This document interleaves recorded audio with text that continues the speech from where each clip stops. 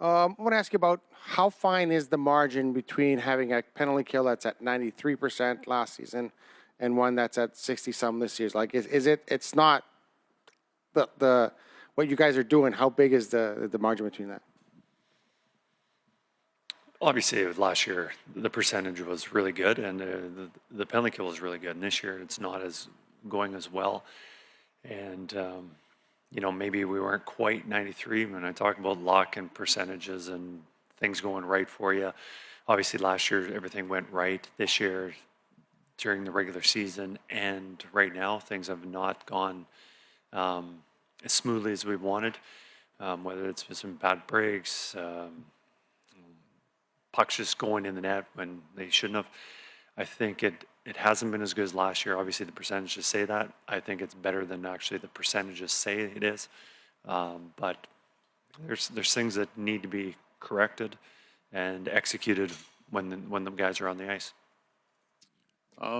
Couple really quick, long chat with Matias Ekholm today. Is the dynamic Matias Ekholm trying to talk his way into a lineup, or how does that work from his standpoint? Long talk, just checking up on his family and his son William, how he's doing in hockey and summer sports and school, all that stuff. But heck, he's feeling good, and obviously he's missing out. Watching the games is a very difficult part of it when you're not playing, and he's been in the league a long time, and this is the first time he's missed any playoff games, so he's definitely wanting to be a part of this.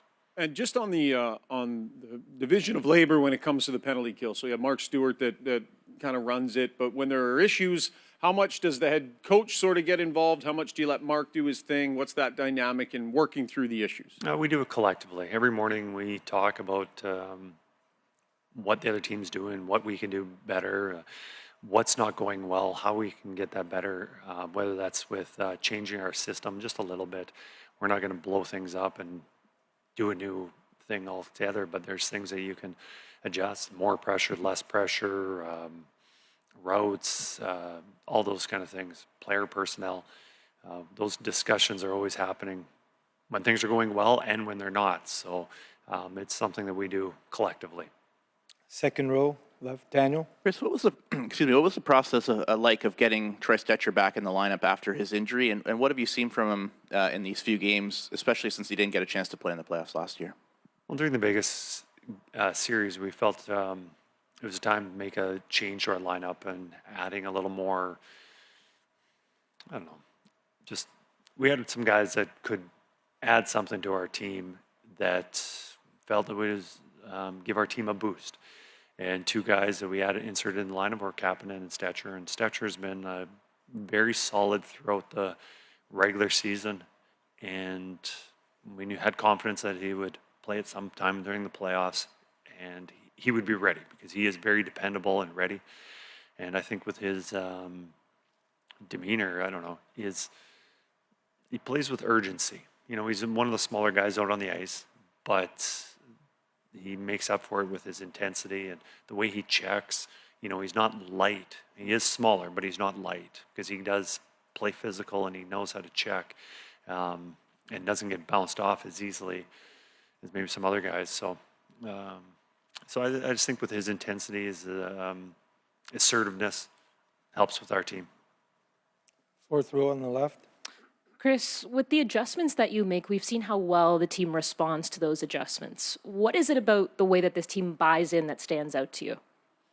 Well, I think they're an older team. They're mature. They've seen everything, and they are willing to do whatever it takes to win a hockey game. And you know, if they believe that a change is needed to make us better, they'll do it. You know, I don't think we make a lot of changes unless they're warranted. You know, sometimes you just change things just to change the scenery, just the message. But I think we have done a pretty good job of not changing things up. And when we do need to, it's not that we've been changing things up all the time. So when there is a change, they're bought in. They understand why we're doing that. And, you know, when you've got good, smart hockey players, being able to change things is a lot more fluid. It's a lot more, the transition's easier when you got smart hockey players that they can adapt. And I think we're full of smart hockey players who've obviously have a lot of experience. So that transition is a lot easier than, say, a younger team that's not as talented. Fourth row on the right. Kris, you guys have a number of comeback wins this postseason. In the third period, with the way the lead changed so quickly, were you hoping for more of a pushback than you guys managed, or was it just the nature of how quickly the lead changed kind of caught you guys off guard a little bit? Obviously, they had their pushback, and then power play had a lot to do with that. I think about the chances. We had some grade A chances late in the third period. I guess the only pushback that we didn't have is pushback, put it in the net. But other than that, I thought we had a lot of great scoring chances to even the game up late in the game. On the left side, go ahead, Patrick. Kris, Zach Hyman is leading the NHL with 90 hits so far in the NHL. It's way more than the second one and way more than the leader had last year. What do you think about that stat? Are you impressed? Are you surprised by the way he's playing physically? Yeah, Zach has gone from leading goal scorer in the NHL to the leading hit guy. Zach, like many other guys on our team, are just willing to do whatever it takes. The intensity is high, and if they feel that those, for Zach, for example, can make an impact by finishing checks, he'll do that.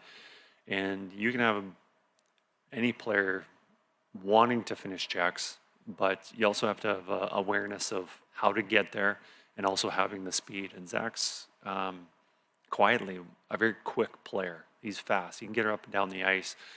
And then when he can get there, he's not turning away. He'll very rarely he'll not finish his checks. So I think it's paid dividends in the first two rounds, and hopefully it pays dividends in this round also. Tony? Two questions, Kris. First, we saw Jeff Skinner out there. Is Connor Brown a game time decision, or will it be good to go tonight? Connor will be good to go. Okay, great. Thank you. Going back to the comeback question, you guys have also had 3 third-period comebacks this season. Dallas now leads the postseason with 4. What does it take to take on a team that skilled, that opportunistic, to combat that and make sure that doesn't happen again if you find yourself in the same situation? Well, a few things. One is you just can't sit back. You still have to play assertive and play smart hockey. And most of that smart hockey is not giving away the puck. And whether that's on the line, on the rush, not giving it up at the blue line, having those turnovers, but even in the offensive zone, making passes to the slot, having those quick transition, because then you're not in a very good position to defend the rush. And this team's very good off the rush. Another one would be obviously staying out of the penalty box. Best way to score goals is on the power play. And if you're in the box, you're giving the other team opportunities. So I think those two aspects are very important.